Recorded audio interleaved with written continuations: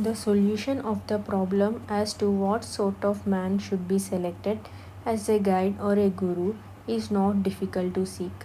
When our eyes are fixed on the final goal, we can never be satisfied with anyone who appears to be short of the mark. Every saint or yogi has got his own level of attainment and self evaluation.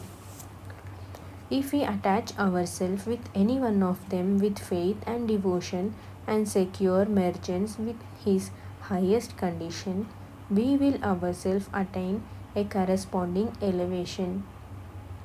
It is therefore absolutely necessary to select one with the highest attainments as our guru.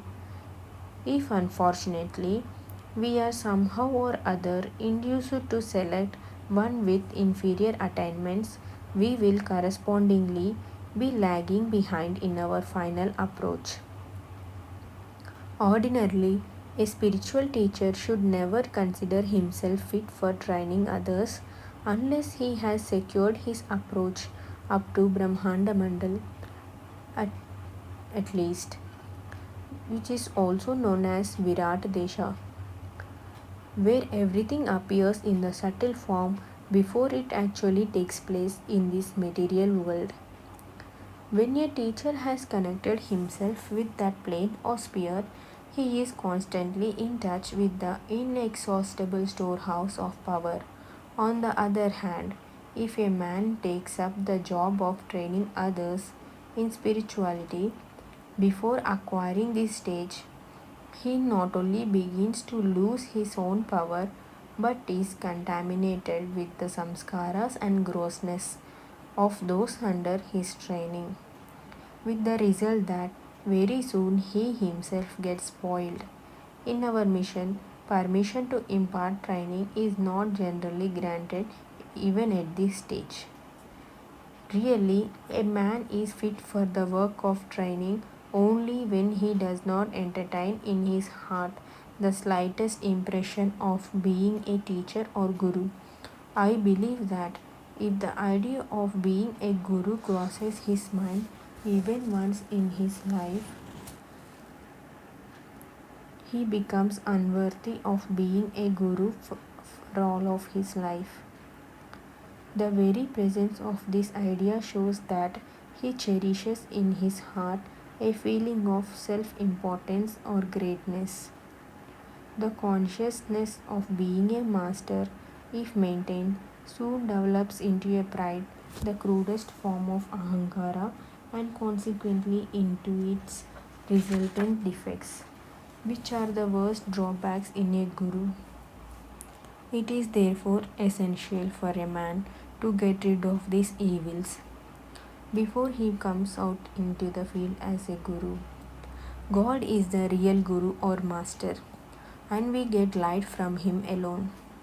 But as it is extremely difficult for a man of ordinary talents to draw inspiration from God directly, we seek the help of one of our fellow beings who has established his connection with the Almighty.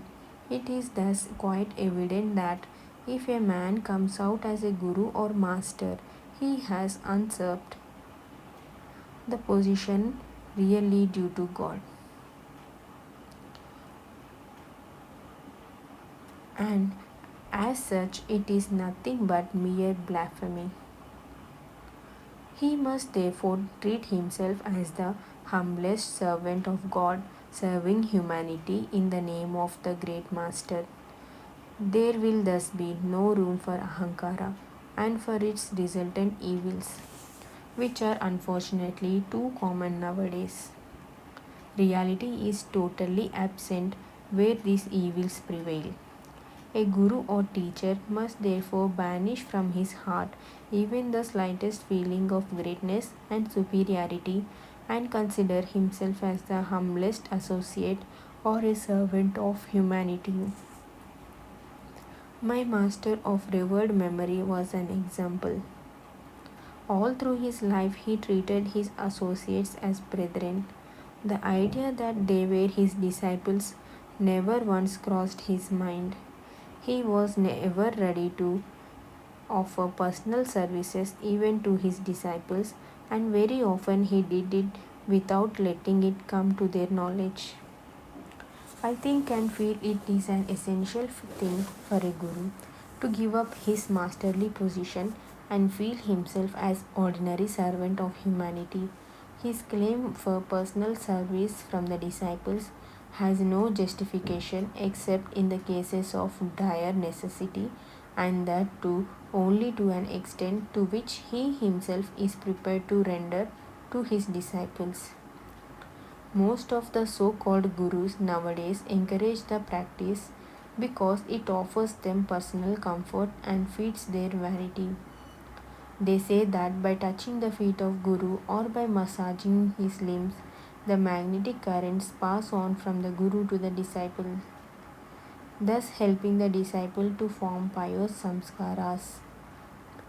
Thus, by this practice, the disciple draws in much of the purity and piety from his master.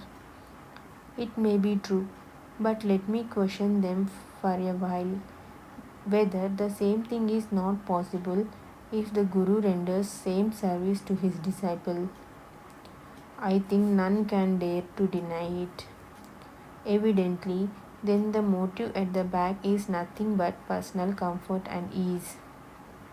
In my humble opinion, the process should now be reversed in accordance with the need of the time, and the Guru should himself render such services to his disciples. Really, the position of Guru is very strange. If he feels himself as a master and hence far above his associates, it will be an ahankara of worst type in a Guru. It is really up to the disciple to devote himself to the service of his Guru with love and devotion, and not the right or privilege of the Guru to demand it. I am reminded of an instance. A simpleton once approached one such prevalent type of Guru and offered to become his disciple. The Guru, delighted at the prospect of one more addition to his fold of Gurudom, began to teach him the duties of disciple. You should, he said, be in complete submission to your Guru, attending all the time to his personal needs and services. You should prostrate before him every morning and evening, and go to bed after the Guru is asleep and get up before he wakes. The poor fellow, finding himself incapable of doing all this, innocently questioned, what will be the result if I fail to act in strict accordance? You will be turned out and doomed, was the firm reply. Then, sir, he added politely, it shall be very kind of you if you accept me as a Guru.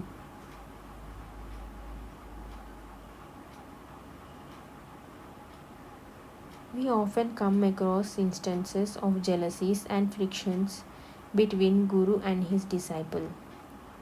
What is all this due to? It is only on the account of selfish interest or personal gain. A Guru must, therefore, necessarily be quite devoid of any personal motive or selfish interest.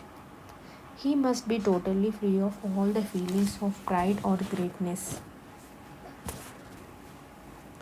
He must be a selfless man and a true servant of humanity at large, teaching people out of pure love without any ulterior selfish motive of name, fame, or money. He must have his access up to the farthest possible limit and must have the power of yogic transmission. Such a man we must seek for us, our guide, if we want complete success. It is better to remain without a guru all the life than to submit to the guidance of an unworthy guru.